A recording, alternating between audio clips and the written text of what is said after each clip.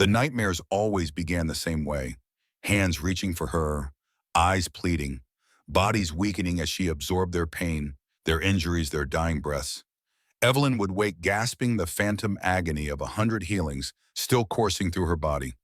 Tonight was no different. She bolted upright on her small cot, silver hair plastered to her forehead, with sweat, pale blue eyes wide with remembered horror. For 5 years she had lived with these ghosts.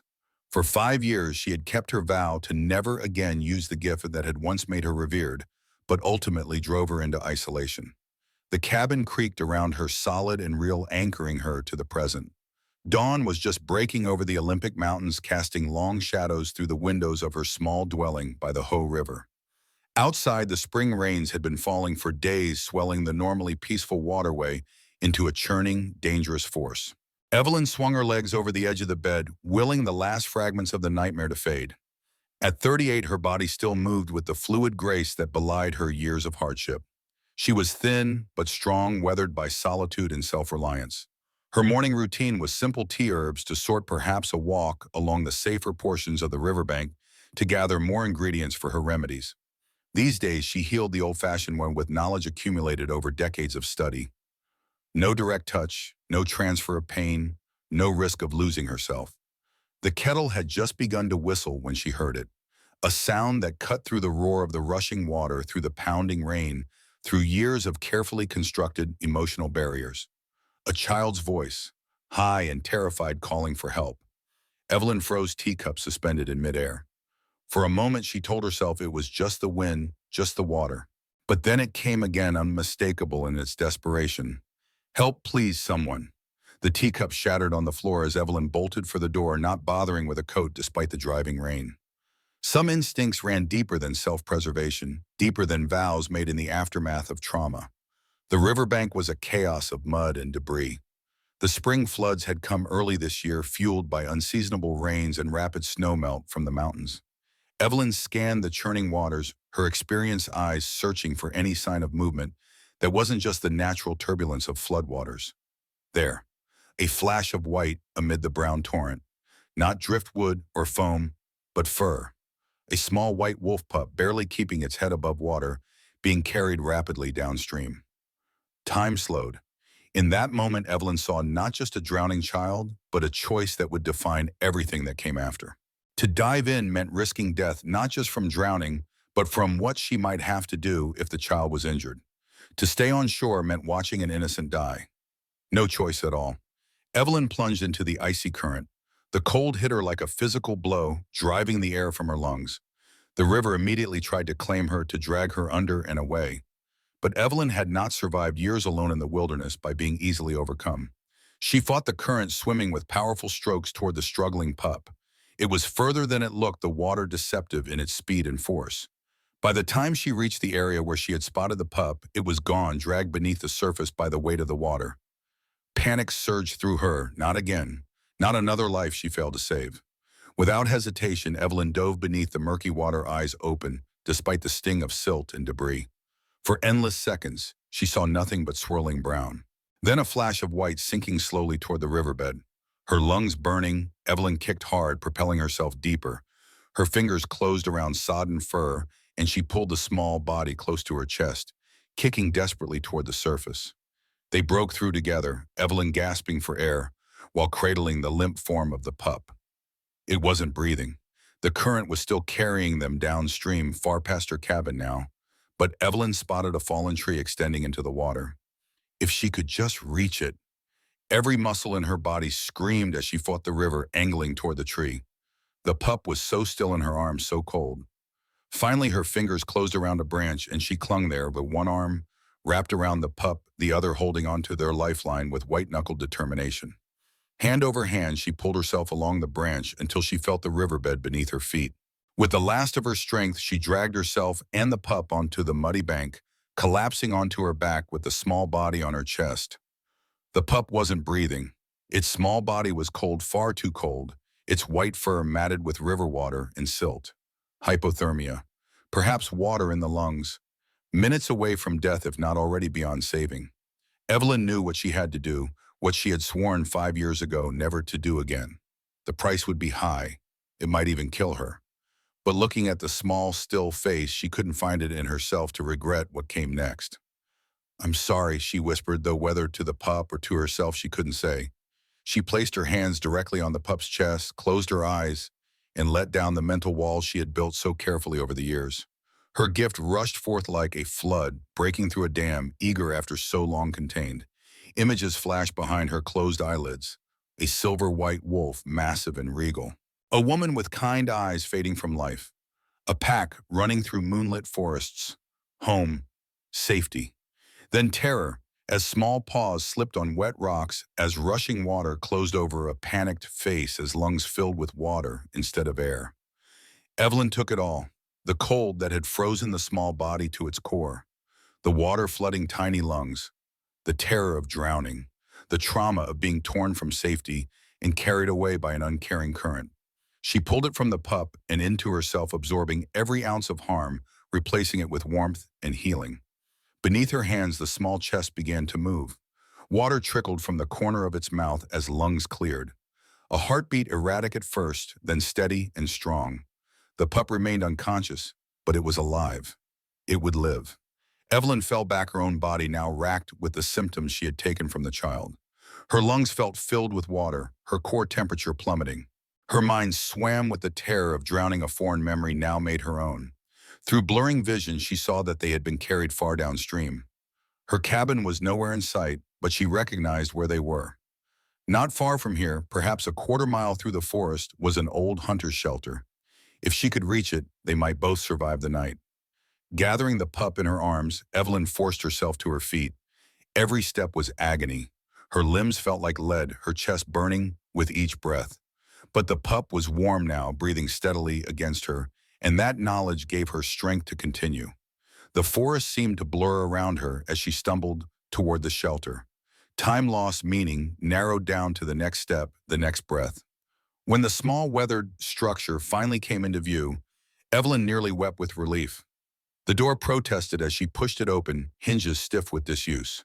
Inside was spare but sound, a small fireplace with stacked wood beside it, a rough-hewn table, and a narrow cot. Evelyn laid the pup gently on the cot before collapsing to her knees beside it. With trembling hands, she managed to start a fire, feeding it carefully until warmth began to fill the small space.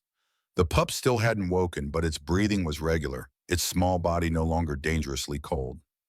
Evelyn, however, was deteriorating rapidly. The pain was excruciating, different from her usual healings. This was deeper, more insidious. She had taken not just physical injury, but deep trauma, and her body was struggling to process it all. As darkness crept into the edges of her vision, Evelyn looked at the sleeping pup. Worth it, she thought, as consciousness slipped away. This one life, at least, she had managed to save.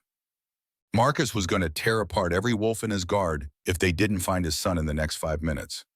"Spread out," he roared, his voice carrying over the storm. "Check every bank, every eddy. Find him." 20 elite guards scattered, all of them in wolf form, all of them desperate to find their prince. Marcus stayed human because he needed to coordinate the search, needed to give orders, but every instinct in him screamed to shift and join the hunt. Ethan, his 4-year-old son who'd been playing near the river with his nursemaid when the bank had given way beneath his small feet. His son, who was all Marcus had left after losing his mate in childbirth 4 years ago. His son, who was out there somewhere in the worst flooding the territory had seen in a decade. Rain plastered Marcus's silver white hair to his skull, ran in rivulets down his face, soaked through the thin shirt that now clung to his powerful frame. At 42, he was in his prime as an alpha, the leader of the Silverridge pack. But in this moment, he wasn't an alpha. He was just a father, frantic with worry for his child. A howl cut through the downpour. Storm, a massive silver wolf who served as one of Marcus's most trusted guards, was signaling from downstream. Alpha Storm's voice came through the pack bond. "I've got a scent," leading toward the old hunter's shelter. Marcus shifted immediately, his human form exploding into the massive silver-white wolf that marked him as Alpha of Silverridge. Larger than any in his pack, with ice-blue eyes that glowed even in the dim light of the stormy day, he took off running. Storm and the others fell in behind him, a deadly procession racing through the forest. "Please, Marcus," thought the prayer directed at the moon goddess, or any power that might be listening. "Please let him be alive." The hunter's shelter came into view, small and weathered, but blessedly intact. The door was slightly ajar and Marcus could smell something. Someone. Not just Ethan, but a stranger. Female. And blood. Marcus shifted back to human form, not caring about his nudity as he burst through the door. Inside, he found a scene that made his heart stop. Ethan, alive and seemingly unharmed, was curled up against a woman. She was unconscious, her face pale as death, her breathing shallow and labored. But Ethan was fine. Completely fine. Not a scratch on him, no sign of hypothermia, nothing to indicate he'd nearly drowned less than an hour ago. And the woman, Marcus felt it the moment his eyes landed on her.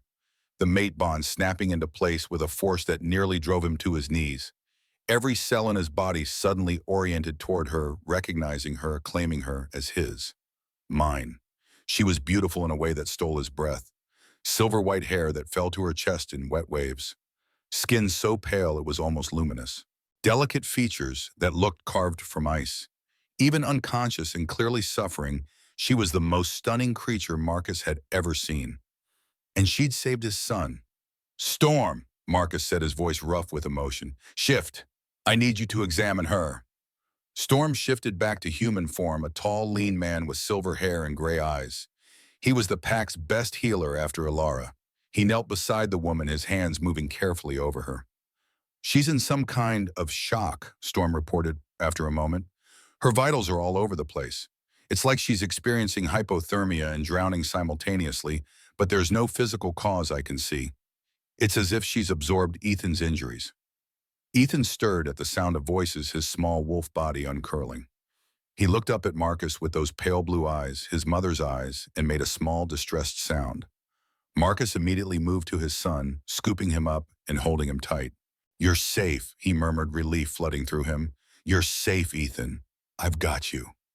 But Ethan squirmed in his arms, looking back at the woman. He made another sound, more insistent this time.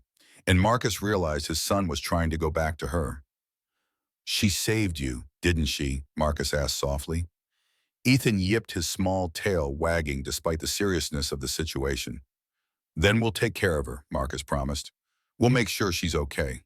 He turned to Storm. "Can she be moved?" "I think she needs to be," Storm said grimly. "Whatever's happening to her is beyond my ability to treat here. We need to get her back to the territory to Alara." Marcus nodded. He handed Ethan to Storm, then carefully lifted the woman into his arms.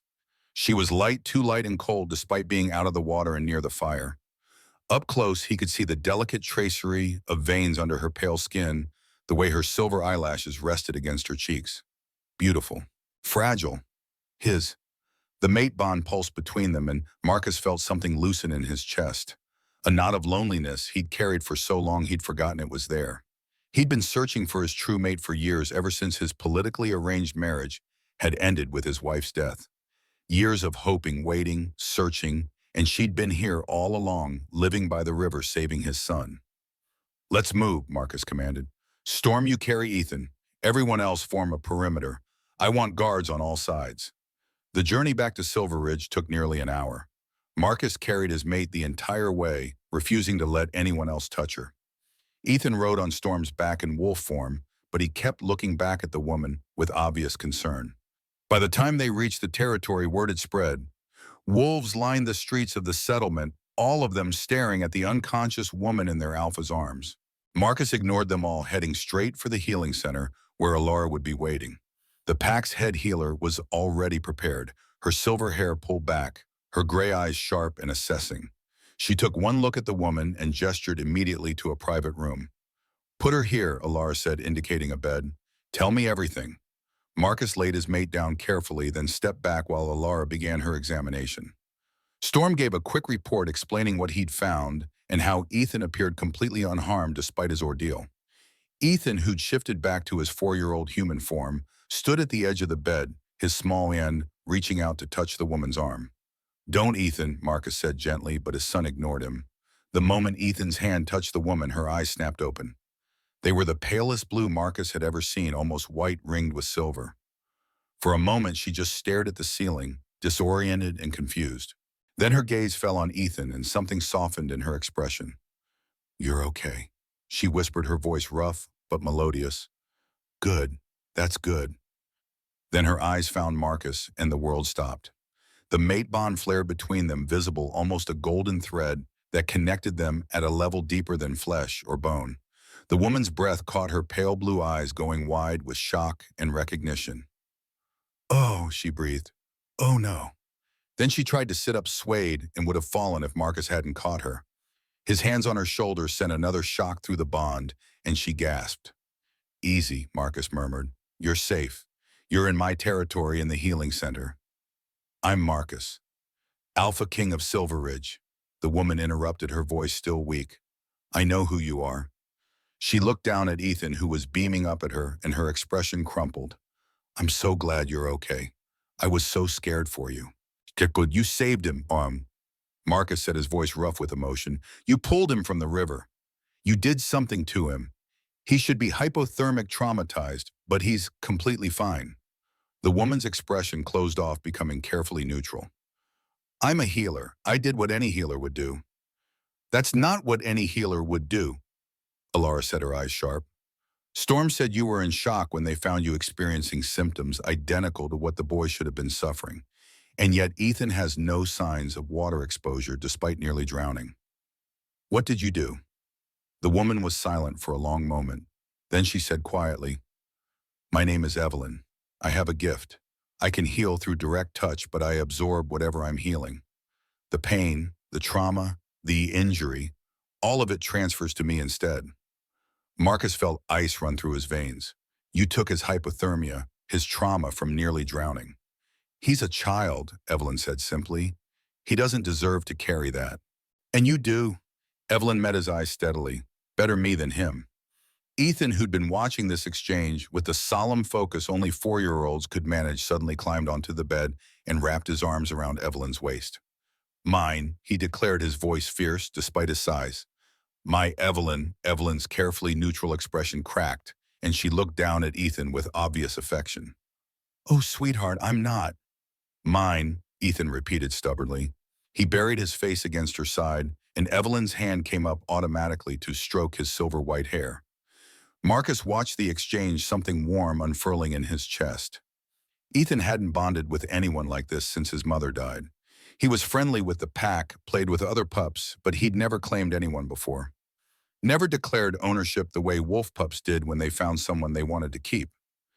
"He's right," Marcus said softly. "You're ours. You're my mate." Evelyn's hand stilled in Ethan's hair. She looked up at Marcus, and he saw fear in those pale blue eyes. "No," she whispered. "I can't be. I can't be anyone's mate, especially not an alpha's. Do you understand what my gift means? Every time you're injured, every time you're in pain, I'll be compelled to heal you. And every time I do, I'll absorb it. I'll suffer in your place. Then I'll make sure I'm never injured," Marcus said, attempting to lighten the moment. "You're the alpha," Evelyn said, her voice breaking. "You're constantly in danger. You fight, you train, you protect your people. I can't spend my life in constant pain because I can't stop myself from healing you." "What if there was a way to control it?" Alara interjected. She was watching Evelyn with intense interest. "This gift of yours, it's incredibly rare. I've only read about it in ancient texts. The pain bearers, they were called. Healers who could take suffering into themselves. And they all died young," Evelyn said flatly, "because they couldn't stop themselves from healing everyone around them until it killed them. That's why I isolated myself 5 years ago. I was in a pack in Montana healing everyone, and I was dying, so I left. I learned to heal with herbs and potions instead, and I swore I'd never use my gift directly again." "But you broke that vow for Ethan," Marcus said. Evelyn looked down at the small boy still clinging to her. "He's a child. I couldn't let him die." "What about yourself?" Marcus asked gently. "Don't you deserve to live too?" Evelyn didn't answer, and Marcus felt a surge of protectiveness, so strong it nearly overwhelmed him. His mate, his beautiful, self-sacrificing mate, who thought her own life was worth less than everyone else's. "Stay," Marcus said. "Just for a few days. Let Alara study your gift. See if there's a way to control it. Let Ethan get to know you properly. He's clearly decided you're his now. And trust me, my son doesn't give up easily. And let me," he trailed off, not sure how to put into words what he was feeling. "Let me court you. Let me show you that you're precious. that your life matters, that you deserve to be loved and protected. Evelyn looked between Marcus and Ethan, her expression torn. Finally, she said, 3 days. I'll stay for 3 days, then I go back to my cabin. 3 days, Marcus agreed, though he was already planning how to convince her to stay forever. As he watched her settle back against the pillows, Ethan curled trustingly against her side. Marcus felt hope bloom in his chest for the first time in years. 3 days. It wasn't much time to convince a woman who had spent 5 years in isolation that she belonged with them, that she deserved happiness, that her life was as valuable as those she healed. But Marcus was alpha for a reason. He was patient, persistent, and utterly determined when he set his mind to something. And he had just set his mind to keeping Evelyn. 3 days would be enough. It had to be. The rising sun cast long shadows through the windows of the healing center as Evelyn woke. For a moment, disorientation gripped her. The soft bed, the warm blankets, the smell of unfamiliar herbs hanging in bundles from the ceiling, none of it matched her simple cabin by the river. Then she felt the small, warm body pressed against her side, and memory flooded back. The rushing water, the drowning pup, the desperate healing, and then waking to find herself face to face with Marcus, the alpha of Silverridge, the man her soul had instantly recognized as mate. Evelyn looked down at Ethan, still sleeping peacefully beside her. In human form, he was a beautiful child with his father's silver-white hair and delicate features that must have come from his mother. His small hand clutched the fabric of her borrowed nightgown, as if afraid she might disappear while he slept. 3 days. She had promised to stay for 3 days, and then she would return to her solitude, to her safety. She had to. The alternative was unthinkable. The door opened quietly and Alara entered with a tray. The head healer smiled when she saw Evelyn awake. "You look better," she said softly, setting the tray on a nearby table. "How do you feel?"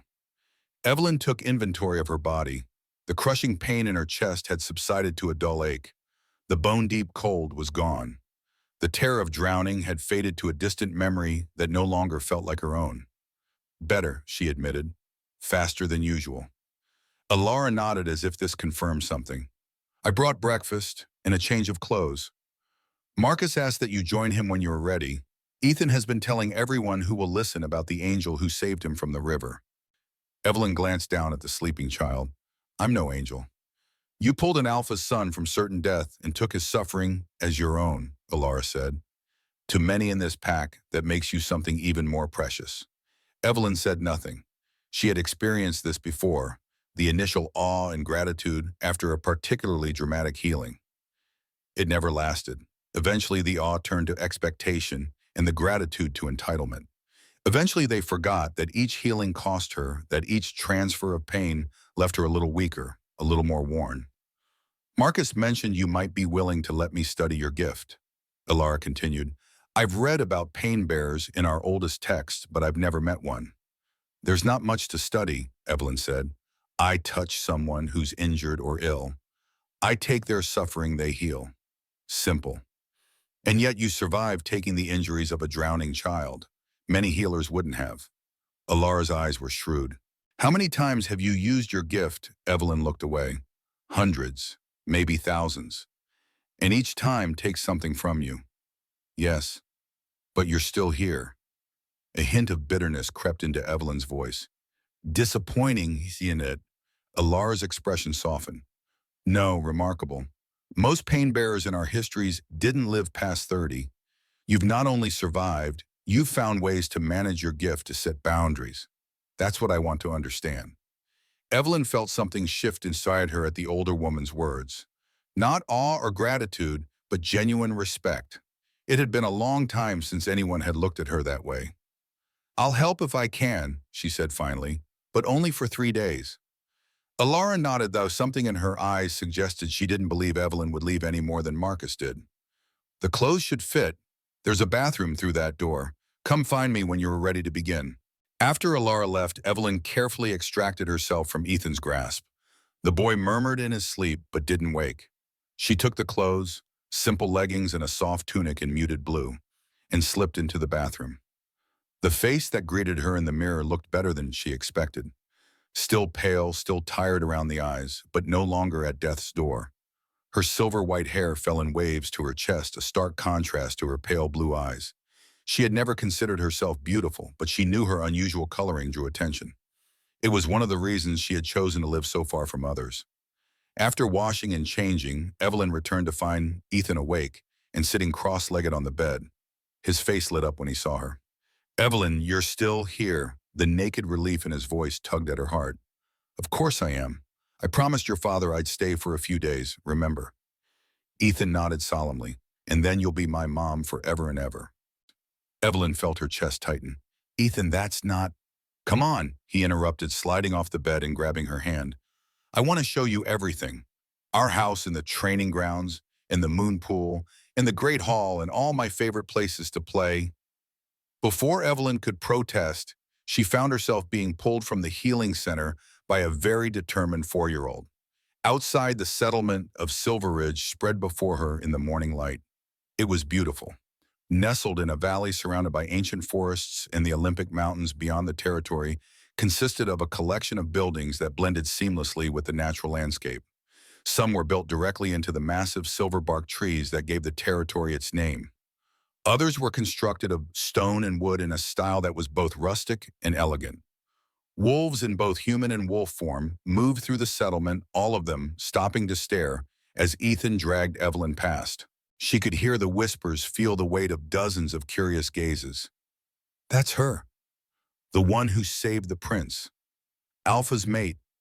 Pain-bearer." That last whisper made Evelyn stiffen. They knew what she was. Of course they did.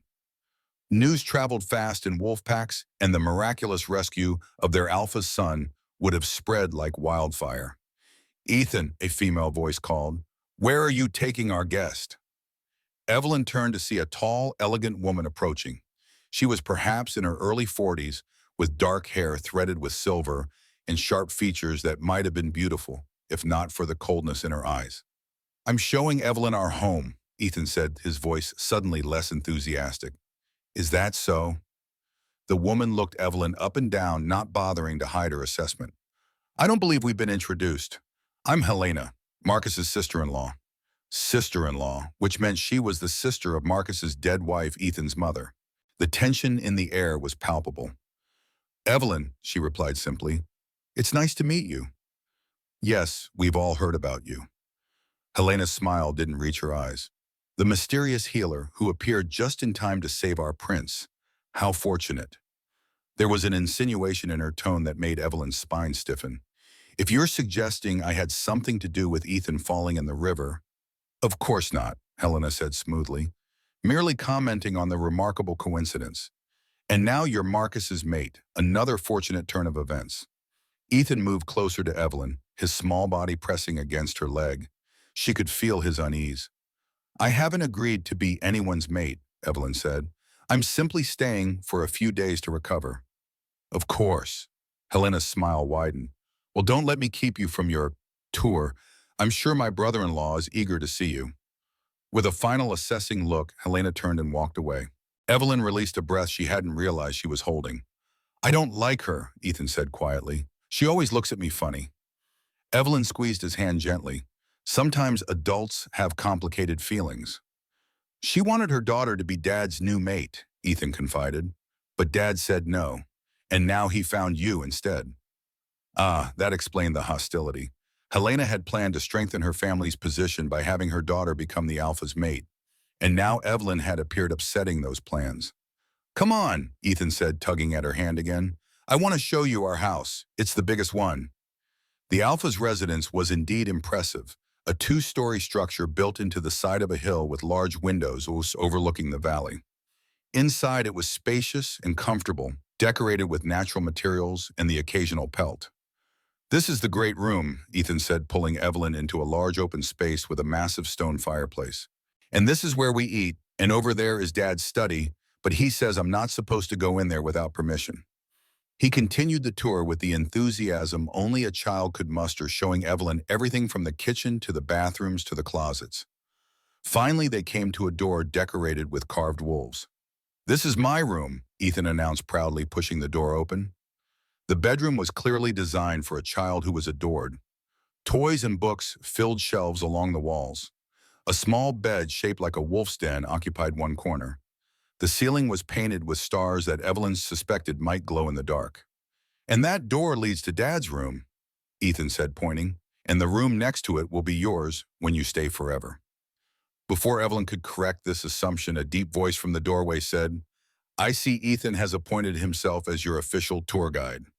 Marcus stood there, filling the frame with his powerful presence. He had changed from the previous night, now wearing dark jeans and a simple gray Henley that did nothing to hide his impressive physique.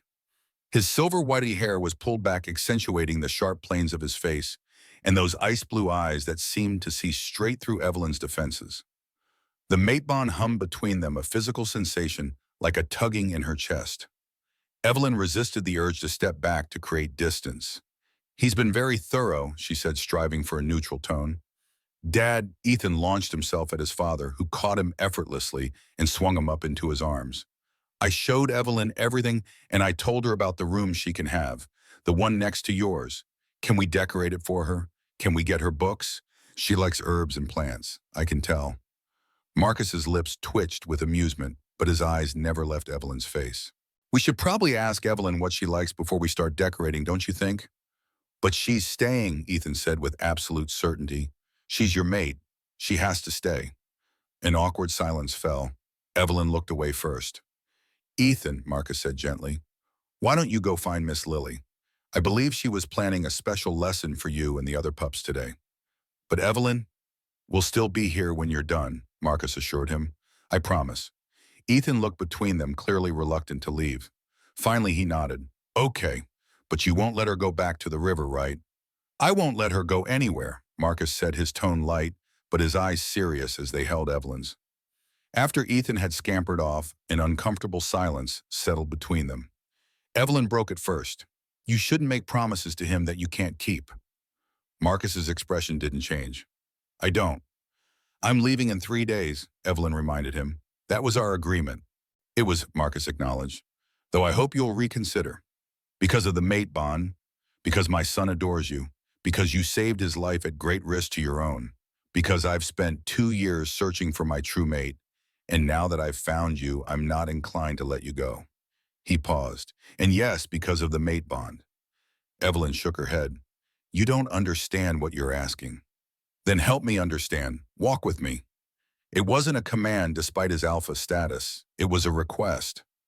Evelyn found herself nodding before she had consciously decided to do so. They left the house and headed toward the edge of the settlement. Wolves nodded respectfully as they passed, many casting curious glances at Evelyn. Marcus led her to a path that wound up a small hill away from the main area. "I come here to think," he explained as they reached the top. The view was spectacular, overlooking the entire valley and the mountains beyond. A single bench of polished wood sat facing the vista.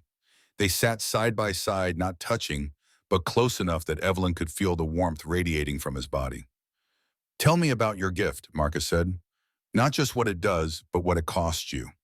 What it means to live with it." Evelyn was silent for a long moment, gathering her thoughts.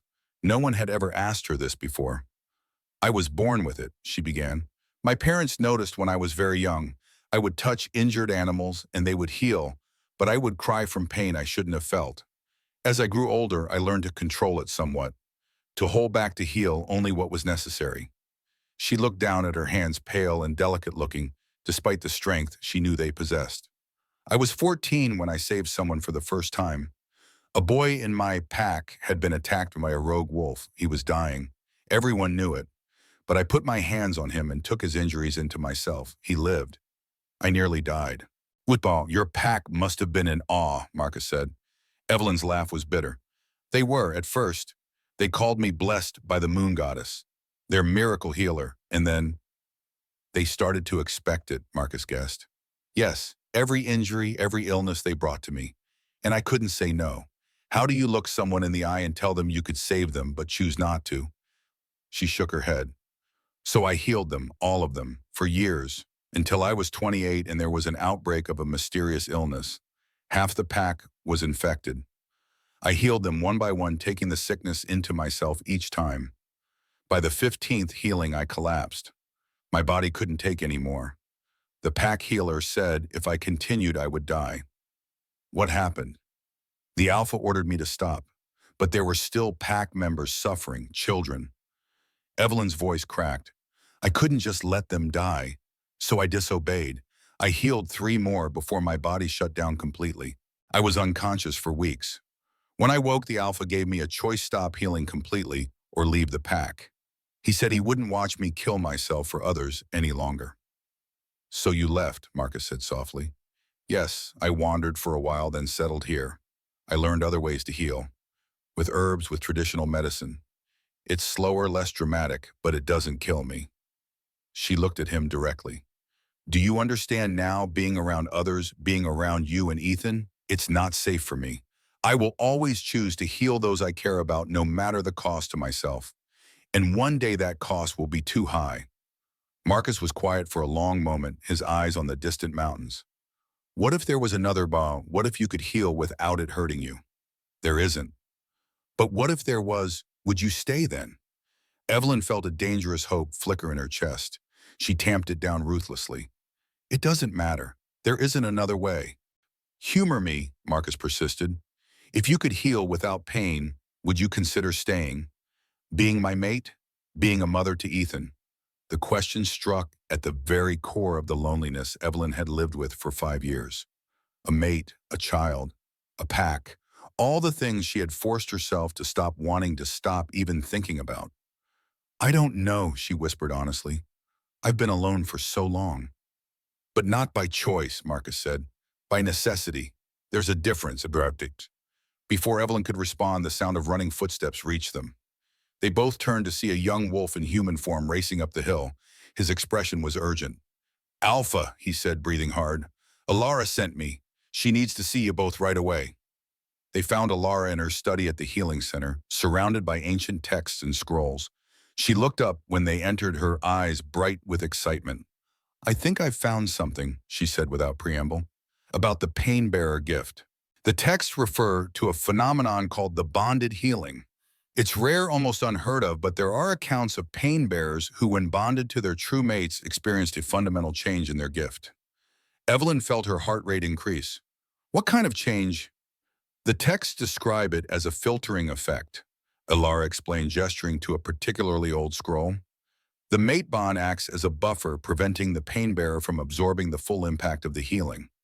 Essentially, the energy that would normally manifest as pain is transformed or redirected. Is that possible? Marcus asked. In theory, yes. The mate bond is one of the most powerful magical connections in our world. It's designed to strengthen and protect both parties. Alara looked at Evelyn. I think we should test it. How? Evelyn asked, unable to keep the skepticism from her voice. Marcus could sustain a minor injury, and you could attempt to heal it. If the texts are correct, you shouldn't feel pain from healing your mate. Evelyn shook her head. No, I won't use Marcus as a test subject. Then use me, a voice said from the doorway.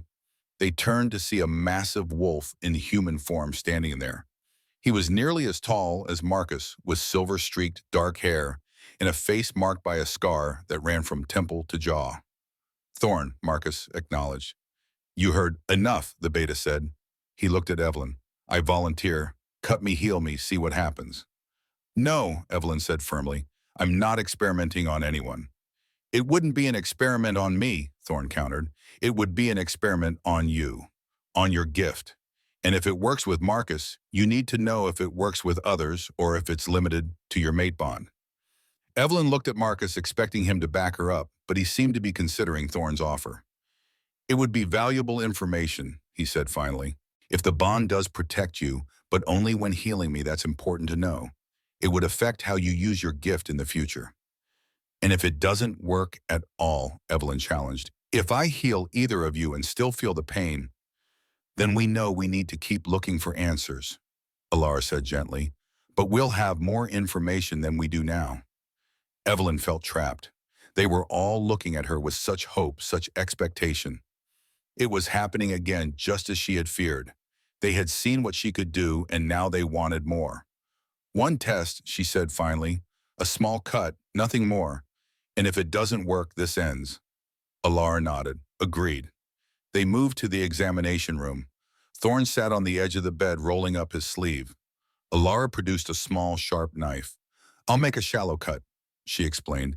Enough to bleed, but not enough to cause serious harm. Evelyn, you'll attempt to heal it. We'll observe what happens. Evelyn's heart was pounding. She hadn't deliberately used her gift on anyone except Ethan in 5 years. The prospect made her palms sweat.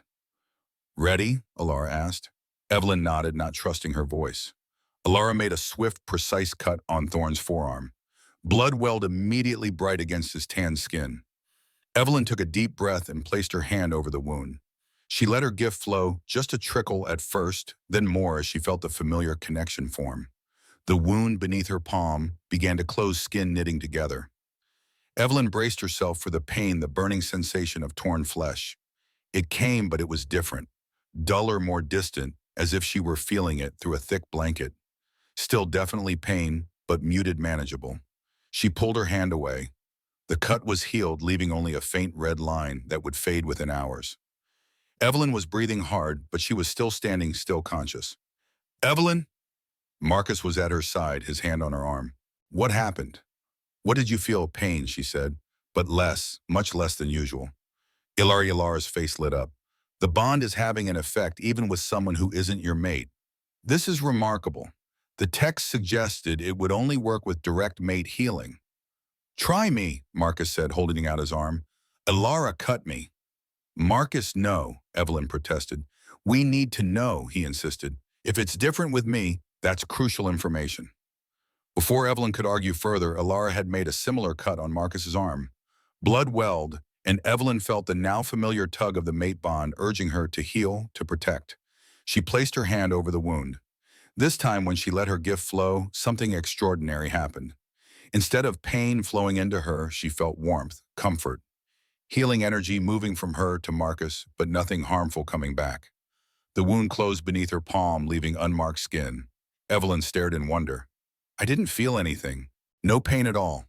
The implications hit her like a physical blow. She could heal Marcus without suffering. She could help him, protect him, without destroying herself in the process. Before anyone could speak, another interruption came. A young guard burst into the room, his expression urgent. Alpha, he said, breathing hard. There's a situation in the council chamber. Helena has called an emergency meeting of the elders. She's challenging the mate bond. Marcus's expression hardened. On what grounds? She claims Evelyn used her gift to manipulate the bond, the guard said, that it's not a true connection. Evelyn felt cold all over. That's not possible. I can't manipulate the mate bond. Helena knows that, Marcus growled. She's playing politics, trying to maintain her family's influence. He turned to Evelyn, his face softening slightly. You don't have to attend this. It's pack politics, nothing more. If they're discussing me, I should be there, Evelyn said firmly.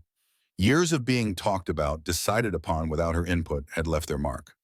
The council chamber was located in the center of Silverridge, a circular building with high windows and a domed roof.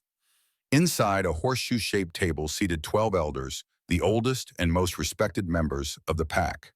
Helena stood at the center of the open end, speaking in low, urgent tones to an elderly wolf. All conversation stopped when Marcus entered, with Evelyn beside him.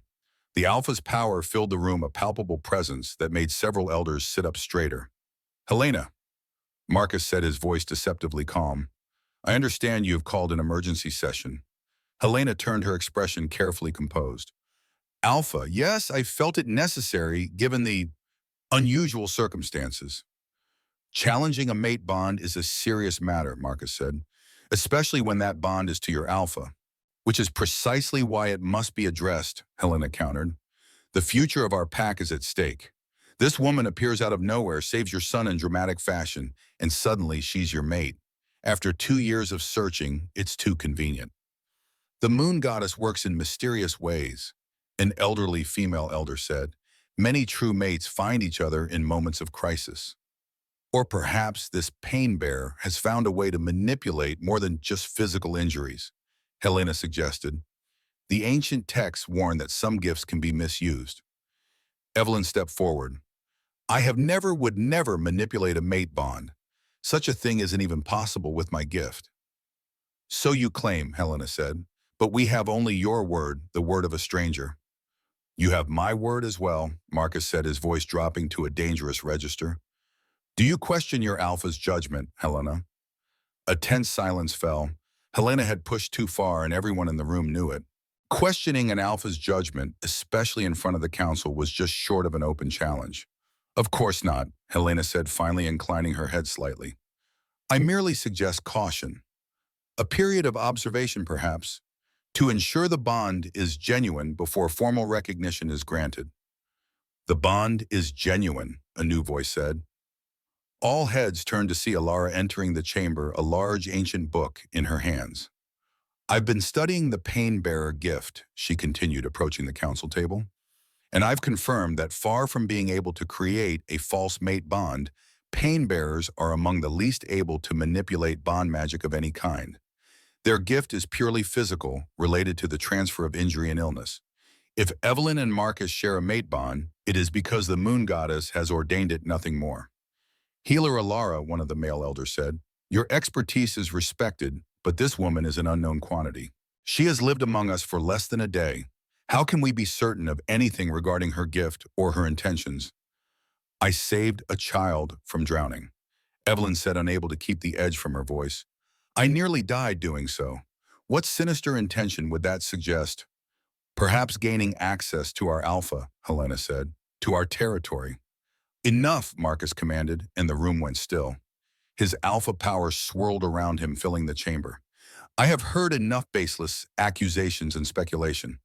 The mate bond between myself and Evelyn is real. It will be formally acknowledged according to our traditions if and when both of us choose to do so. Until then, she is my honored guest and the savior of my son. She will be treated with respect by every member of this pack. Is that understood? No one spoke, but heads nodded around the table. Good, then this meeting is adjourned. As they left the council chamber, Evelyn could feel the tension radiating from Marcus. His jaw was clenched, his shoulders rigid. I'm sorry, she said quietly when they were alone. For what? For causing this discord in your pack. Marcus stopped walking and turned to face her. You have nothing to apologize for. Helena has been angling to make her daughter my mate since my wife died. This is politics, nothing more. It's more than that, Evelyn said. Your people are right to be cautious. I am an unknown. My gift is dangerous. And the mate bond, it complicates, things. It simplifies things, Marcus corrected. It tells us what the moon goddess already knows, that we belong together. Evelyn shook her head.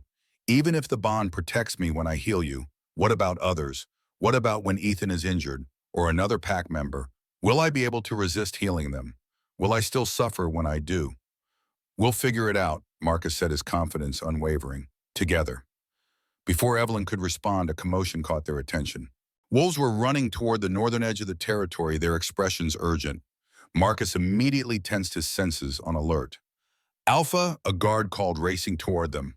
Intruders at the north boundary. Humans. They have weapons. Marcus's expression turned grim. Stay here, he told Evelyn. I need to deal with this. What kind of weapons? Evelyn asked, a cold feeling settling in her stomach. Silver-tipped, and some kind of tranquilizer guns. The guard looked at Evelyn. They're asking for the pain-bearer, by name. Evelyn felt the blood drain from her face. Hunters, she whispered. They found me. You know these people, Marcus demanded. Not personally, Evelyn said, but I've encountered their kind before. They track those with rare gifts, capture them. Use them. It's why I live so isolated, why I'm so careful. How could they have found you here? Marcus asked, his voice tight with controlled anger. I don't know, Evelyn said, but I need to leave. Now, before they hurt someone trying to get to me. You're not going anywhere, Marcus said firmly, especially not to them. We'll handle this. Marcus, they're hunters, professionals. They won't stop until they get what they want. Neither will I, Marcus said, his eyes flared with alpha power. And what I want is to keep you safe, to protect what's mine. Stay here with Alara. I'll deal with these hunters. He strode away before Evelyn could argue further, the guard hurrying to keep pace with him. Evelyn stood frozen for a moment, fear and guilt warring within her. He'll be careful, Alara said, having apparently followed them from the council chamber. Marcus is a skilled fighter and strategist. These aren't ordinary hunters, Evelyn said. They're prepared for supernatural beings. They have silver weapons. Our guards know how to handle Silver, Alara assured her. Come, let's get you somewhere safer until this is resolved. They had just turned toward the healing center when Evelyn heard a familiar voice calling her name. Ethan was running toward her, his face alight with excitement. When Evelyn, look what I made for you in school today. Behind him, trailing at a more sedate pace, was Helena. Ethan, Ilara said sharply, you're supposed to be in the schoolhouse with the other pups. But I wanted to show Evelyn my drawing, Ethan protested, holding up a paper covered in colorful scribbles. And I told him I would bring him to her, Helena said smoothly. Since everyone else seems to be distracted by our visitors. Something in her tone made the hair on the back of Evelyn's neck stand up. How did you know about the hunters? Evelyn asked. The alarm just went up. Helena's smile was cold. Did it? I must have exceptional hearing. Understanding dawned with horrifying clarity. It was you, Evelyn said. You contacted them. You told them where to find me. Ethan, come here, Alara said sharply, holding out her hand to the boy. But Ethan was looking between the adults, a confusion on his small face. What's happening? Who are we talking about? No one's sweetheart, Helena said, placing a hand on his shoulder. Just some visitors who want to meet Evelyn. Take your hand off my son, a deep voice growled. Marcus appeared behind Helena, his eyes glowing with alpha power, his body vibrating with barely contained rage. Behind him stood Thorn and several other guards, all partially shifted, claws extended. Helena didn't move her hand. Instead, she smiled. Brother-in-law, shouldn't you be greeting our guests? Thorn is handling the perimeter, Marcus said, his voice deadly calm, while I deal with the traitor in our midst. Step away from my son, Helena. Or what? Helena challenged. You'll attack the sister of your dead mate, the aunt of your son, in front of the boy. If necessary, Marcus confirmed. Ethan squirmed away from Helena, running to Evelyn and wrapping his arms around her waist. What's happening? Why is everyone angry? It's complicated, sweetheart, Evelyn said, smoothing his silver hair. But everything will be okay. She hoped she wasn't lying. I did what was necessary for the pack, Helena said, her composure finally cracking. This woman is dangerous. Her gift is unstable. And you're all so blinded by the mate bond and the dramatic rescue that you can't see it. The hunters will take her away, study her, keep her controlled. It's better for everyone. Except Evelyn, Alara said coldly. One life versus the safety of our entire pack. Helena shrugged. It seemed a simple calculation. You don't speak for this pack, Marcus said. You never have. Thorn, take her to the holding cells. She'll stand trial for treason when this is over. Two guards stepped forward to flank Helena. She went without resistance, her head held high, but her eyes burned with resentment as they passed Evelyn. You'll bring destruction to this pack, she hissed. Just wait and see. After she was gone, Marcus turned to Evelyn, his expression grim. The hunters have surrounded the northern border, at least 15 of them heavily armed. They're demanding we hand you over, claiming you're their property, that they've been tracking you for years. I've never met them, Evelyn said, but I've heard of groups that hunt rare gifts. They sell them to the highest bidder. Government, military, private collectors. You're not property, Marcus growled, and you're not going anywhere with them. Ethan clutched Evelyn tighter. Are bad people trying to take you away? Evelyn knelt to his level, looking into those innocent blue eyes so like his father's. Some people want me to go with them, yes, but your dad is very brave and very strong. He'll keep us all safe. We need to move you to a more secure location, Marcus said. The hunting parties are spreading out, looking for alternate entry points to the territory. A howl suddenly pierced the air, urgent and pained. Marcus's head snapped up, his expression turning to one of alarm. They've breached the eastern boundary, he said. Wolves down. Go, Evelyn urged. Your pack needs you. I'll stay with Alara and Ethan. Marcus hesitated, torn between his duty as alpha and his need to protect his mate and son. I'll keep them safe, Alara promised. Take care of the threat. With a final look at Evelyn and Ethan, Marcus nodded sharply and raced off toward the eastern border, most of the guards following. Thorn remained his posture alert.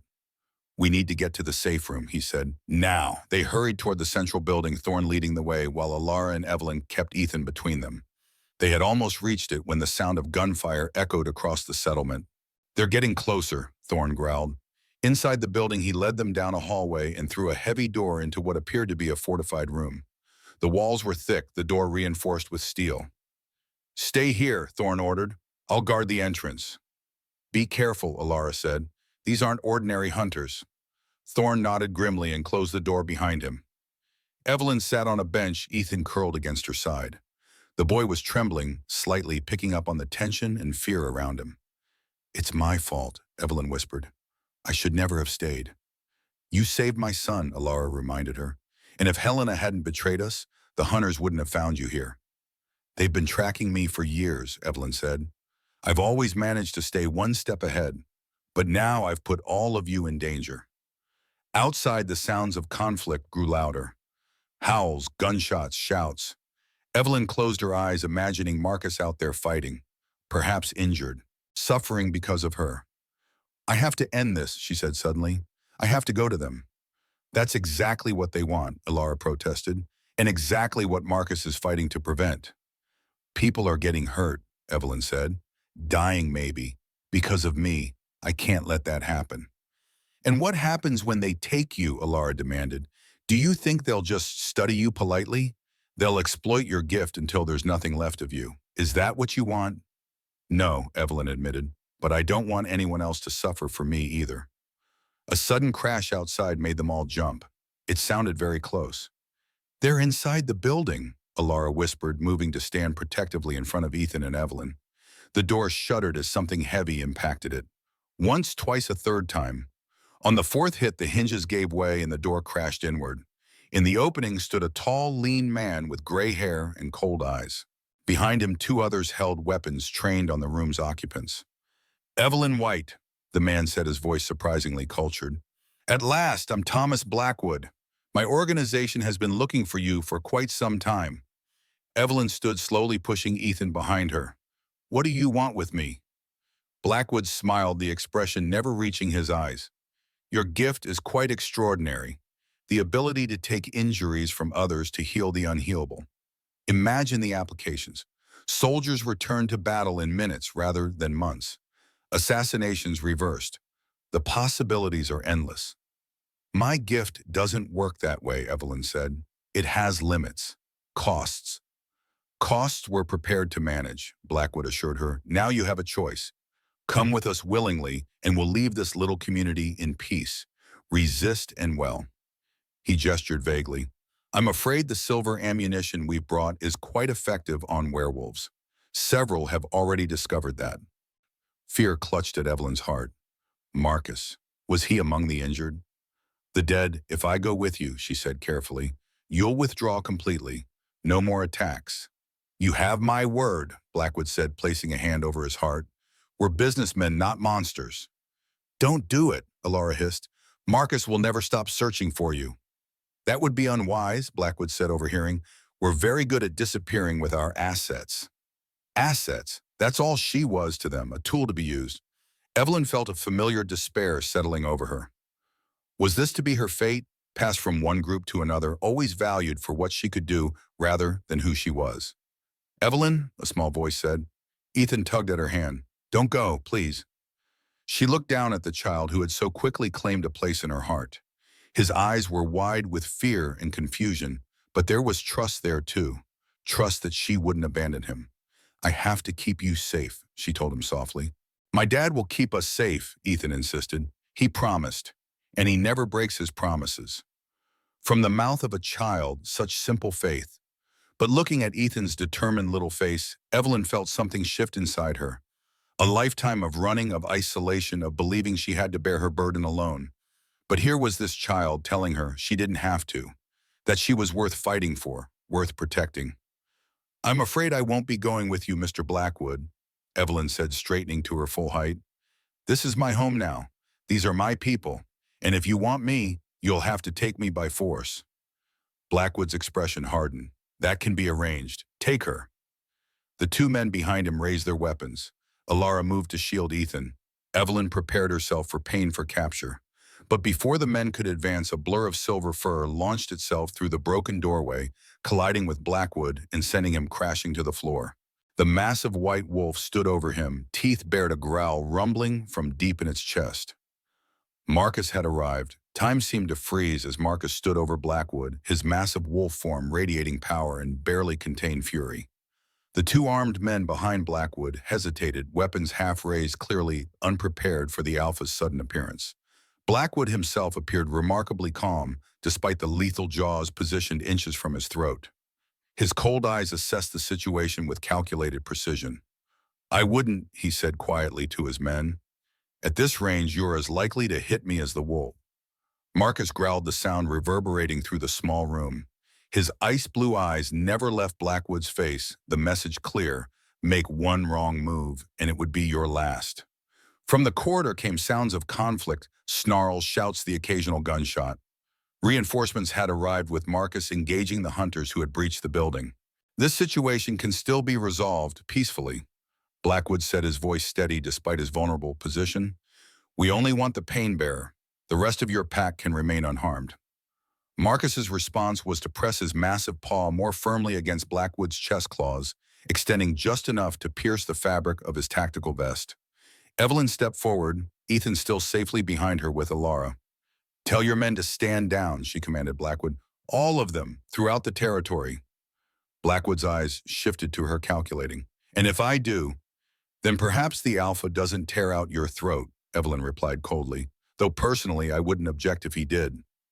A hint of surprise crossed Blackwood's features, quickly masked. "You misunderstand our intentions, Ms. White. We're not your enemies. We recognize the value of your gift. We want to help you develop it, control it, exploit it." Evelyn interrupted. "Use me until there's nothing left. I know exactly what you want." "Communications," one of the armed men said, suddenly tapping his ear. "Teams at the north and east perimeters are reporting heavy resistance. Multiple men down." Blackwood's expression tightened almost imperceptibly. "Tell them to hold position." "Sir, they're requesting permission to use the specialized ammunition." Evelyn felt her blood run cold. "What specialized ammunition?" Blackwood's silence was answer enough. "Poison," Evelyn realized. "You've brought poison designed for werewolves." Marcus's growl deepened, his jaws opening wider above Blackwood's exposed throat. "A precaution only," Blackwood assured them hurriedly. "Standard protocol for operations involving supernatural entities." "Call them off," Evelyn demanded, "now, or I'll let the Alpha finish what he started." For the first time, a flicker of genuine fear crossed Blackwood's face. He tapped a device on his wrist. "All units stand down. I repeat, stand down. Fall back to Rally Point Delta." The man with the communications device listened for a moment, then nodded. "They're confirming, sir." "You see," Blackwood said, his composure returning, "baby. No need for further bloodshed." Marcus wasn't appeased. His powerful jaws remained poised above Blackwood's throat, a clear statement that the danger was far from past.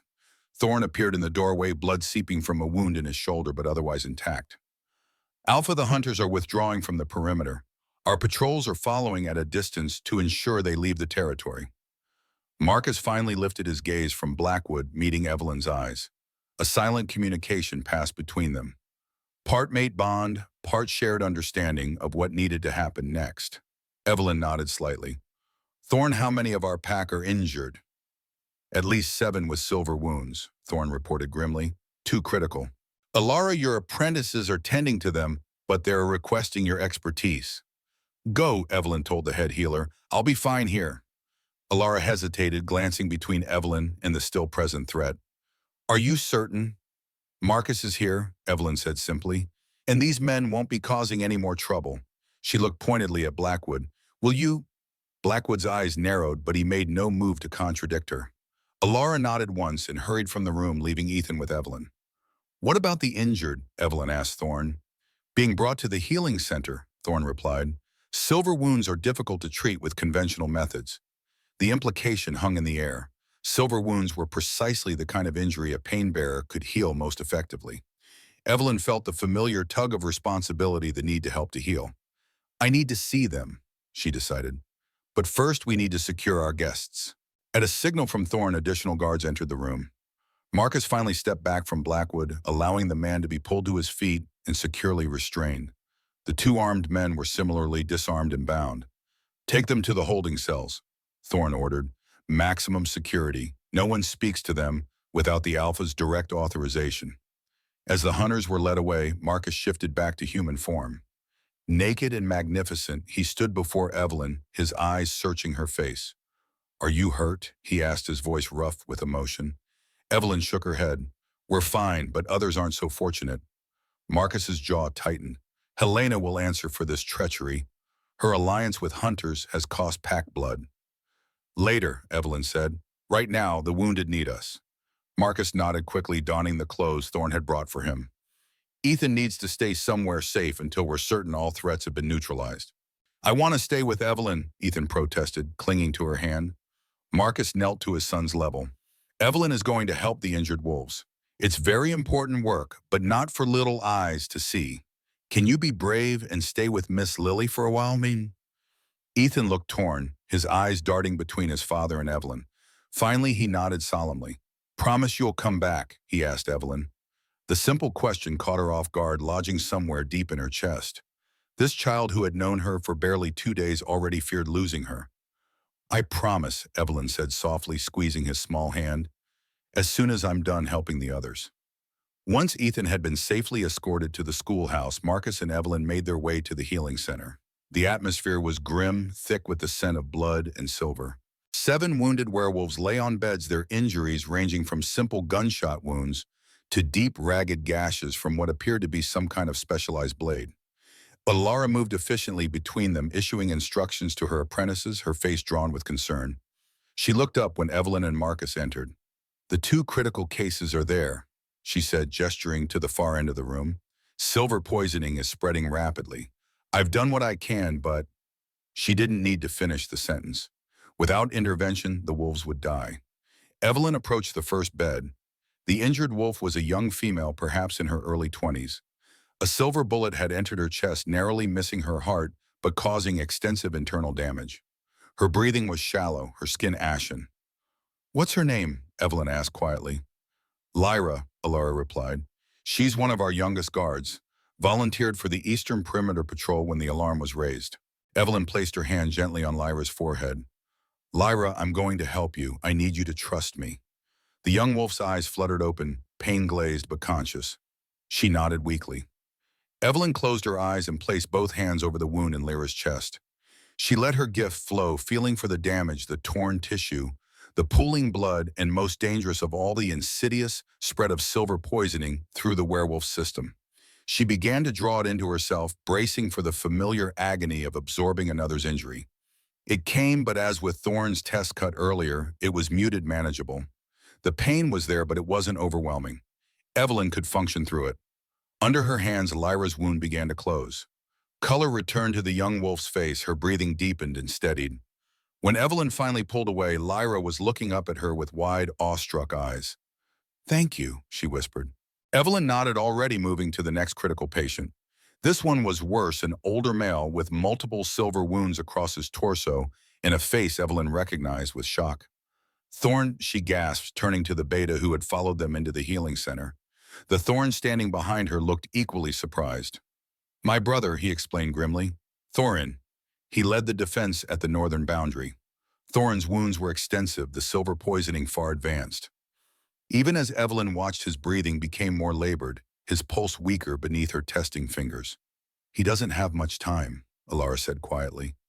Evelyn took a deep breath, knowing this healing would be far more demanding than Lyra's. As she placed her hands on Thorn's chest, she drew upon techniques refined through thousands of healings. Where once she would have blindly absorbed all damage at once, years of experience had taught her to be methodical, to prioritize the most life-threatening injuries first. The silver poisoning was spreading rapidly through his system. Using the skill that came only from decades of practice, she traced its path through his bloodstream, isolating it like a surgeon might isolate a tumor. This wasn't raw power, but precision born of painful trial and by an error of lessons learned through countless previous healings. She opened herself to her gift, allowing it to flow into Thorin.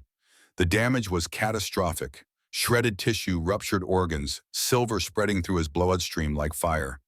Evelyn pulled it all into herself, feeling each wound replicate in her own body, the burning agony of silver poisoning seeping into her veins.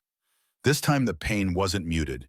It hit her full force, driving the breath from her lungs and sending black spots dancing across her vision. But she didn't stop. Couldn't stop. Not when a life hung in the balance.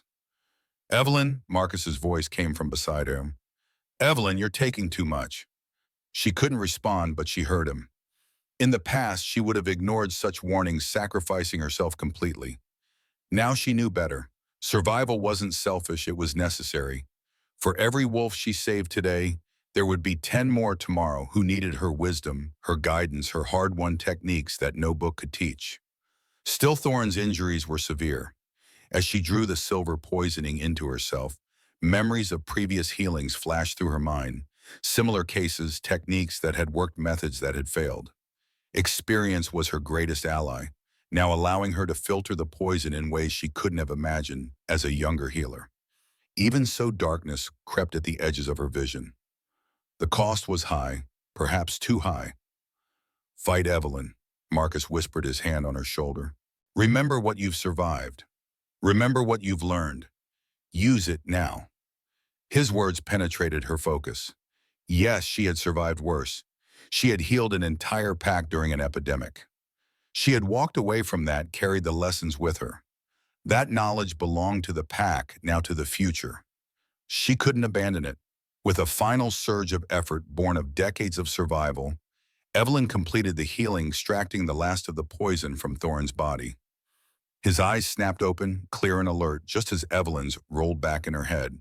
She collapsed, Marcus catching her before she hit the floor. "Evelyn," his voice was frantic now. "Alara, help her." The world faded to a distant pinpoint of light, then darkness claimed her completely. But even as consciousness slipped away, one thought remained. This time, unlike all the times before, she wasn't facing the darkness alone.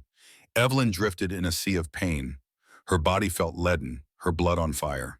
Voices came and went, some familiar, some strange. Hands touched her cool cloths pressed against her burning skin. Through it all, one presence remained constant. Marcus's voice a steady anchor, his hand never leaving hers. "Come back to me," he whispered. "Please, Evelyn, come back to us." Time lost meaning. She could have been drifting for hours or days. But slowly the pain began to recede. The fire in her veins cooled. Her breathing, which had been shallow and rapid, deepened and slowed. Finally, her eyes opened. She was in a different room, smaller and more private than the main healing center. Sunlight streamed through a window, suggesting at least one day had passed. Marcus sat beside her bed, his powerful frame somehow diminished by worry, his eyes red-rimmed from lack of sleep. "Marcus," she whispered, her voice barely audible. His head snapped up, relief washing over his features. "Evelyn, thank the moon goddess." He leaned forward, pressing his forehead gently against hers in a gesture of profound intimacy.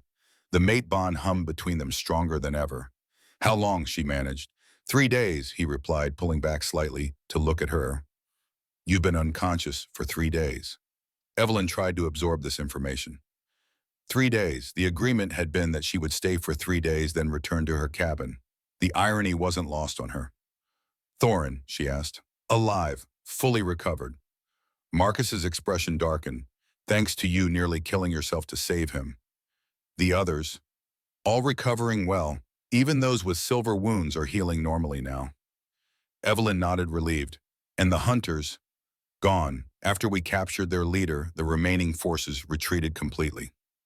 Marcus's jaw tightened. "Blackwood remains in our custody." "Helena, also confined. She'll stand trial before the Pack Council once you're recovered." His eyes softened. "But none of that matters right now. What matters is that you're back with us." Evelyn attempted to sit up, wincing as residual pains shot through her body. Marcus immediately moved to support her, his hands gentle despite their strength. "Easy," he murmured. "The silver poisoning was severe. Alara says you're lucky to be alive." "I've survived worse," Evelyn said, though in truth she wasn't entirely sure that was accurate. The silver poisoning had been unlike any injury she'd ever absorbed. "Perhaps physically," Marcus acknowledged, "but Alara says there's more to healing than the body." Evelyn looked away, understanding his meaning. The emotional toll of her gift, the isolation she'd imposed on herself, the belief that she didn't deserve happiness or connection, those wounds ran deeper than any physical injury. "Where's Ethan?" she asked, changing the subject. Marcus smiled softly, driving everyone mad with questions about when he can see you. He's been coming in for short visits while you were unconscious, bringing you drawings and talking to you. He was convinced you could hear him. Maybe I did, Evelyn said, on some level. The door opened and Alara entered, her face lighting up when she saw Evelyn awake. Thank goodness. How are you feeling?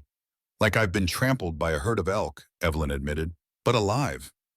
Alara approached the bed, her hands already moving to check Evelyn's pulse and temperature. You gave us quite a scare. Silver poisoning is dangerous enough for werewolves, but for a human to absorb it. She shook her head. Your gift is even more remarkable than I realized. It's not without limitations, as you've seen, Evelyn said. Every gift has limitations, Alara replied. The trick is working within them, not despite them. That's a wisdom that comes only with experience, and you've clearly mastered it. She finished her examination with a satisfied nod. You're healing well. Another day of rest, and you should be able to move around a bit, though I'd advise against any more dramatic healings for at least a week. After Alara left, a comfortable silence fell between Evelyn and Marcus. His hand found hers again, their fingers intertwining naturally. The 3 days are up, Evelyn said finally. Our agreement. Marcus's grip tightened slightly. Circumstances changed. They did, Evelyn agreed, but the principle remains the same. I'm dangerous to have around Marcus. My gift, these hunters, I bring complications. Life is complicated, Marcus countered, especially for an alpha. I'm not afraid of complications. You should be, Evelyn said, though without much conviction. These hunters won't be the last. Others will come. Let them, Marcus said simply. We'll be ready. Evelyn studied his face, the absolute certainty in his expression. You really aren't going to let me leave, are you? A small smile tugged at the corner of his mouth. I prefer to think of it as convincing you to stay. Before Evelyn could respond, the door burst open and a silver blur launched itself across the room. Evelyn? You're awake. Ethan climbed onto the bed with no regard for decorum, his small face alight with joy. Dad said you were sleeping because you got hurt helping people, but I knew you'd wake up because you promised to come back. Evelyn couldn't help but smile at the child's enthusiasm. I did promise, didn't I? And you kept it, Ethan said, as if this confirmed something important to him. I brought you more pictures. Want to see? Without waiting for an answer, he pulled a stack of folded papers from his pocket and began spreading them across the bed. Crude drawings of wolves, trees, and what appeared to be 3 stick figures holding hands. That's me, Ethan explained, pointing to the smallest figure. And that's Dad, and that's you. It's our family. Evelyn felt her throat tighten with emotion. So simple in a child's mind, she had saved him. She was his father's mate. Therefore, she was family. If only adult relationships were so straightforward. Marcus watched them, something soft and vulnerable in his expression. This was what he wanted, Evelyn realized. Not just a mate for himself, but a mother for his son. A family restored after years of it being just the two of them. It's beautiful, Ethan, she said sincerely. Thank you. Ethan beamed, then proceeded to show her every drawing in detail, chattering about his school lessons, his friends, and everything she had missed during her 3 days of unconsciousness. Evelyn listened occasionally, glancing at Marcus, who seemed content to sit back and watch the interaction. Eventually, Alara returned to shoo Ethan away, insisting that Evelyn needed rest. The boy departed reluctantly, extracting a promise that he could return the next day. He's completely smitten with you, Marcus observed after Ethan had gone. I've never seen him attached to someone so quickly or so completely. Children are resilient, Evelyn said, and adaptable. More than adults sometimes, Marcus agreed. They haven't learned to fear connection yet. The observation hit uncomfortably close to home. Marcus about staying. He held up a hand. Not now, you need to recover. We can discuss the future when you are stronger. Evelyn wanted to argue, but found she didn't have the energy. The brief visit with Ethan had drained what little strength she had regained. Her eyelids grew heavy despite her efforts to keep them open. Rest, Marcus said softly, pressing a gentle kiss to her forehead. I'll be here when you wake. Evelyn surrendered to sleep, his promise, following her into dreams. The next week passed in a pattern of gradual recovery. Each day, Evelyn grew stronger, able to stay awake longer, to walk a little further. Ethan visited daily, bringing drawing stories and an unflagging belief that Evelyn was now permanently part of his life. Marcus was a constant presence, attentive, but never smothering. He seemed to understand instinctively when Evelyn needed company and when she needed solitude. The mate bond between them strengthened daily, a warm, comforting presence that Evelyn found herself leaning into rather than resisting. Alara continued her research into Evelyn's gift, consulting ancient texts and conducting careful experiments. They discovered that while the mate bond provided complete protection when healing Marcus, the effect extended partially to other pack members. The closer their connection to Marcus, like Ethan, the more protection Evelyn received when healing them. It's as if the mate bond creates a network of connections, Ilara explained one afternoon as they reviewed her findings. With you and Marcus at the center and the protection extending outward in decreasing strength depending on the closeness of the pack bond. So I could potentially heal any pack member without full repercussions, Evelyn mused. Within limits, Ilara cautioned. As we saw with Thorin, severe injuries still take a significant toll, but not the life-threatening one they once did. It was a revelation that changed everything. Evelyn's gift, which had once isolated her, could now be used more safely within the protective network of the pack. She could heal without the fear of each healing bringing her closer to death. On the 7th day after she woke, Evelyn was deemed fully recovered. That evening, Marcus took her to the moon pool, a secluded natural spring at the heart of the territory that held special significance for the pack. The pool was beautiful, its surface reflecting the nearly full moon above. Steam rose gently from the warm water, creating an ethereal mist that surrounded the rocky basin. This is where our most sacred ceremonies take place, Marcus explained as they stood at the edge. Naming ceremonies for pups, coming-of-age rituals, mate bondings. The significance of the location wasn't lost on Evelyn. It's beautiful. The council has set a date for Helena's trial, Marcus said, changing the subject. 3 days from now at the full moon. In Blackwood, as a human who attacked a werewolf pack, he falls under our jurisdiction according to the old treaties. His trial will follow Helena's. Evelyn nodded, gazing out at the still water of the pool. What will happen to them? Helena has committed treason against her alpha and her pack. The traditional punishment is exile. Marcus's voice was carefully neutral, though Evelyn could sense the conflict within him. Helena was still his late wife's sister, Ethan's aunt. In Blackwood, his crimes are more severe. He led an armed assault against a peaceful werewolf settlement, used banned silver weapons, endangered children. Marcus's jaw tightened. The council will decide, but execution is likely. Evelyn absorbed this in silence. Part of her, the part that had lived in fear of hunters for years, felt Blackwood deserved such a fate. Another part wondered if death would truly bring justice. Whatever the outcome, Marcus continued, it will mark the end of this chapter. A new beginning for the pack, and perhaps for us. He turned to face her, taking both her hands in his. In the moonlight, his silver-white hair gleamed, his ice-blue eyes intense with emotion. Evelyn, I know you came here by chance. I know you planned to stay only 3 days. But I believe the moon goddess guided you to that river at exactly the right moment, not just to save my son, but to save me as well. Evelyn felt her heart racing. Marcus, please let me finish. His grip tightened slightly. For 2 years, I've led this pack alone. I've raised my son alone. I've done my duty as alpha, as father. But there has been an emptiness in me, a void that nothing could fill. Until you. He released one of her hands to touch her cheek gently. You who value everyone's life above your own. You who would risk death to save a child you'd never met. You whose courage and compassion humble me daily. But most of all, your wisdom earned through years of hard experience, through painful trial and error. The moon goddess chose well when she made you my mate. Tears pricked at Evelyn's eyes, but she held them back. Marcus, I don't know if I can be what you need, what the pack needs. I've been alone so long. You've been alone because you had to be, Marcus said, because your gift demanded isolation as the price of survival. But that's changed now. You've seen it yourself. With the mate bond, with the pack connection, you can heal without destroying yourself. You can have a family, a home. And if the hunters come again, Evelyn challenged, giving voice to her deepest fear. Then we face them together, Marcus said simply. As mates, as a pack.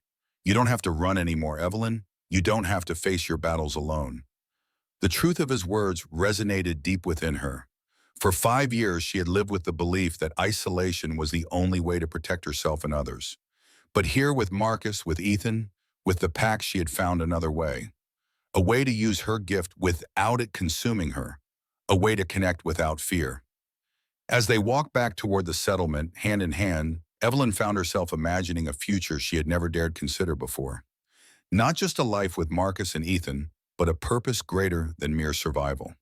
For the first time, she allowed herself to think beyond the next healing, the next day, the next year. "What are you thinking?" Marcus asked, sensing the shift in her mood. "About legacy," Evelyn said slowly. "All these years I've been so focused on staying alive that I never considered what might come after. What knowledge might be lost when I'm gone?" Marcus squeezed her hand. "What kind of knowledge?" "Everything I've learned about my gift, the techniques I've developed through trial and error, the boundaries I've discovered." She looked up at him, a new fire in her eyes. "There could be others like me, Marcus. Younger pain bearers who don't have to make the same mistakes I did, who don't have to suffer as I suffered because they don't know how to control their gifts. You could teach them," Marcus said, understanding immediately. "Create a tradition, a school of healing." "More than that," Evelyn said, her voice stronger now. "I could change how pain bearers are seen, not as tools to be used until they break, but as healers deserving of respect, of boundaries, of care."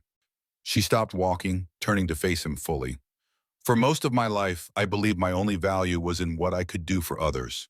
What if I could create a world where no pain bearer ever feels that way again?" Marcus touched her face gently. "That's a worthy legacy, a purpose that honors your journey, your struggles, your wisdom." His voice deepened with emotion. "And I would be proud to help you build it." In that moment, Evelyn understood that the moon goddess had led her to this place not just to find love, not just to find safety, but to find meaning. Her years of isolation, of pain, of learning to survive, none of it had been wasted. It had all been preparation for this to become not just a healer, but a teacher, not just a survivor, but a visionary, not just Marcus's mate, but a leader in her own right, whose influence would outlast her lifetime. "Stay," Marcus said softly. "Not for 3 days, but for always. Be my mate. Be a mother to Ethan. Be the Luna this pack needs." Evelyn looked into his eyes, feeling the mate bond pulse between them, warm and real and right. For so long she had denied herself happiness out of fear and a misguided sense of duty. But perhaps the greatest duty was to accept the gift the moon goddess had given her, not just the ability to heal others, but the chance to heal herself through love. "Yes," she whispered the word, feeling like a homecoming. "I'll stay." Marcus's smile was radiant. He gathered her into his arms, his lips finding hers in a kiss that sealed their decision. The mate bond flared between them, golden and bright, a testament to the rightness of their union. When they finally broke apart, Marcus rested his forehead against hers. "The mating ceremony," he said. "Traditionally, it would be held at the next full moon, but that's only 3 days away. Too soon, perhaps." "No," Evelyn interrupted. 3 days is perfect." 3 days. The time she had originally promised to stay. Now it would mark not an ending, but a beginning. The symmetry felt right, a closing of one circle and the opening of another. "Are you certain?" Marcus asked. "There will be preparations, traditions to observe." "I'm certain," Evelyn said firmly. "I've wasted enough time being afraid. I don't want to waste any more." Marcus kissed her again, joy radiating from him in palpable waves. "Then in 3 days, under the full moon, you will become my mate, my Luna, officially and forever." The night of the full moon arrived clear and cold, the sky a vast canvas of stars with the moon a perfect silver disk at its center. The entire pack had gathered around the moon pool, forming a circle of witnesses for the sacred ceremony. Helena's trial had concluded that morning, resulting in her permanent exile from the territory. She had departed without protest, her final glance at Evelyn unreadable. Blackwood's trial had been postponed, but his fate seemed all but certain. Now, as the moon reached its zenith, Evelyn stood at the edge of the gathering, dressed in a gown of silver white that matched her hair. Alara had helped prepare her, guiding her through the traditional rituals of purification and blessing. "Are you ready?" Alara asked, adjusting the simple crown of silver leaves that adorned Evelyn's head. "Yes," Evelyn replied, surprised to find no hesitation in her heart. "More than ready." The pack parted to create a path to the moon pool where Marcus waited. He was magnificent in ceremonial attire, his silver white hair unbound, his ice-blue eyes glowing with anticipation. Beside him stood Ethan, practically vibrating with excitement in his own formal clothes. As Evelyn walked the path, the pack members bowed their heads in respect. Even those who had been skeptical of her had witnessed her sacrifice for Thorin, her willingness to give her life for a pack member. She had earned their respect, their acceptance. When she reached Marcus and Ethan, the boy immediately grabbed her hand, beaming up at her. "You look like the moon goddess," he whispered loudly. Evelyn smiled, squeezing his small hand. "Thank you, sweetheart." Elara stepped forward to officiate the ceremony. As the pack's head healer and one of its most respected elders, this role traditionally fell to she. "Before the ceremony begins," she announced, departing slightly from tradition, "the Alpha has requited the rite of acknowledgement." A murmur went through the gathered wolves. The rite of acknowledgement was an ancient tradition rarely performed in modern times, reserved for those whose wisdom and sacrifice had earned them special recognition. Thorn stepped forward, his face solemn. "Evelyn, Painbearer and Healer," he began, his voice carrying across the still waters of the moon pool. "I speak for the warriors of Silverridge. Though you came to us as a stranger, you have proven yourself through action and sacrifice. Your courage in healing my brother, when others would have faltered, your willingness to face death rather than abandon duty, these are the qualities we honor in our greatest warriors." He bowed deeply, a gesture of profound respect from the pack's beta. Elara stepped forward next. "I speak for the healers of Silverridge. In you, we recognize not just power, but wisdom. Not just ability, but discernment. The knowledge you bring, gained through years of study and hardship, is a treasure beyond price. You have already begun to share that knowledge to ensure that your understanding lives on in the next generation. For this, we honor you." One by one, representatives from different aspects of pack life came forward: hunters, teachers, caretakers of the young. Each acknowledged a different facet of what Evelyn brought to Silverridge, not just as Marcus's mate or Ethan's mother, but as a valuable member of the community in her own right. Finally, an elderly wolf Evelyn had never met made his way to the front, leaning heavily on a carved staff. A respectful hush fell over the gathering. "I am River," he said, his voice thin but clear. "I speak as eldest of Silverridge, keeper of memories that stretch back 9 decades. In my lifetime, I have seen 3 alphas rise and fall. I have witnessed war and peace, abundance and hardship."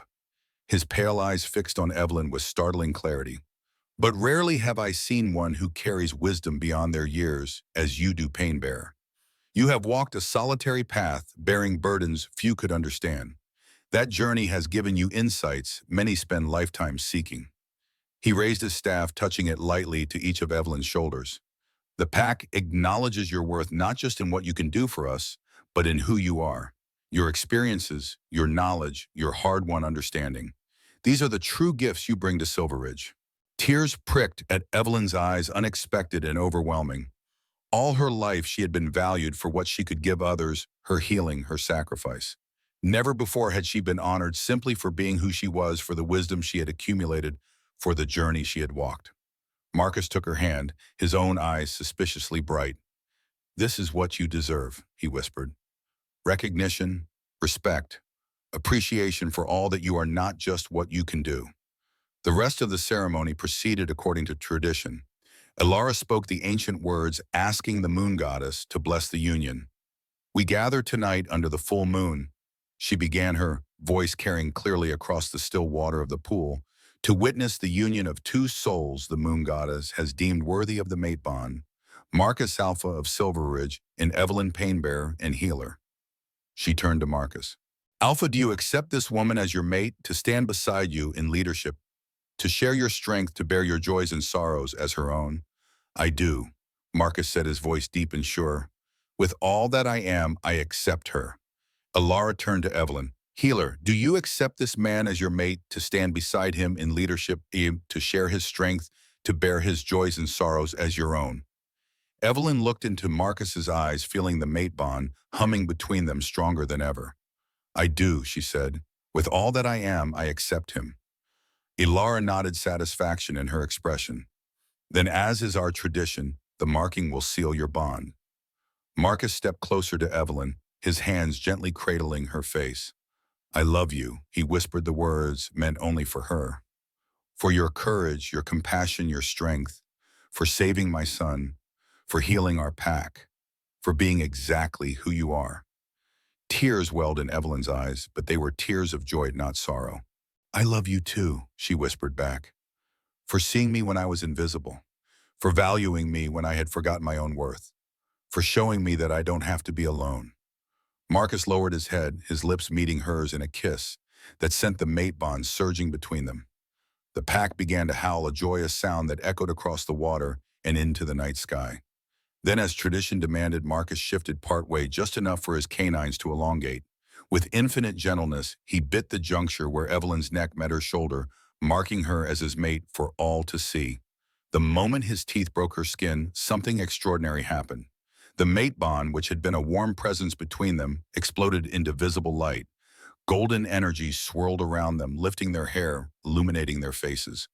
The pack fell silent, awestruck by the display. As the light began to fade, Ethan tugged at Evelyn's gown. "Does this mean you're my mom now, for real?" Evelyn knelt to his level, her heart so full she thought it might burst. "Yes, Ethan, for real and forever." The boy threw his arms around her neck, hugging her fiercely. "I knew you'd stay," he whispered. "I knew you belonged with us." Over Ethan's head, Evelyn met Marcus's gaze. His eyes shone with love and a promise of protection, of partnership, of a future brighter than either of them could have imagined alone. 8 years passed, each season bringing new growth to Silverridge under the guidance of Marcus and Evelyn. Where once stood a single healing center, now 5 had been established throughout the territory, each staffed with young healers personally trained by Evelyn. Her methods, combining traditional herbal knowledge with judicious use of her gift, had revolutionized healing practices, not just in Silverridge, but in neighboring packs as well. On a crisp autumn morning, Evelyn sat in a sunlit clearing surrounded by a semicircle of young wolves. At 38, she had been the youngest Luna in pack memory. Now at 46, silver threads had begun to appear in her already silver-white hair, laugh lines marking the corners of her eyes. The hard years of isolation had softened, replaced by years of purpose and connection. "Today," she told her students, "we discuss when not to heal." A young female wolf raised her hand. "But Luna, Evelyn, isn't healing always good? Isn't that our purpose?" Evelyn smiled, remembering herself at that age, eager, idealistic, certain in her convictions. "Sometimes the wisest healing comes from allowing natural processes to unfold," she explained. "Experience has taught me that not all pain should be taken away. Some of it shapes us, strengthens us, teaches us compassion and resilience." From the edge of the clearing, Marcus watched with quiet pride. 12-year-old Ethan stood beside him, nearly as tall as his father now, his silver-white hair gleaming in the sunlight. At his feet played 3-year-old Willow, who had inherited her mother's pain-bearer gift, but with none of the uncertainty that had plagued Evelyn. Little Liam, just 6 months old, slept peacefully in Marcus's arms. "Your mother is extraordinary," Marcus told Ethan. "Do you know that before she came healing, knowledge was passed down only within families? She changed that. She believed everyone deserved to learn that wisdom should be shared freely." Ethan nodded solemnly. "She says the greatest gift is not the healing itself, but knowing when and how to use it. That's what she wants to pass on to everyone." "A wise woman, your mother," Marcus agreed, "and the pack is stronger for her wisdom." Later that evening, a young wolf from a distant pack arrived at Silverridge, drawn by stories of the Luna who could heal without harm. She was scared, uncertain of her own gifts, afraid of the damage she might cause. Evelyn welcomed her into their home, recognizing in the girl's eyes the same fear she had once carried. "I was told you could help me," the girl said hesitantly. "They say you understand what it's like to have power that hurts as much as it heals." Evelyn took the girl's hands in hers, feeling the tremor of unused power beneath the skin. "I do understand," she said gently, "and I can teach you not just control, but purpose. The hardest lesson I ever learned wasn't how to use my gift, it was how to value myself beyond it." As they spoke, Evelyn caught Marcus watching her from across the room, love and pride evident in his eyes. They had built something remarkable together, not just a family, not just a pack, but a legacy that would continue long after they were gone. A place where gifts were nurtured, where knowledge was shared, where each generation stood on the shoulders of those who came before. "The moon goddess gives us gifts," Evelyn told the young healer, sharing the wisdom that had taken her decades to learn. "But it's experience that teaches us how to use them well.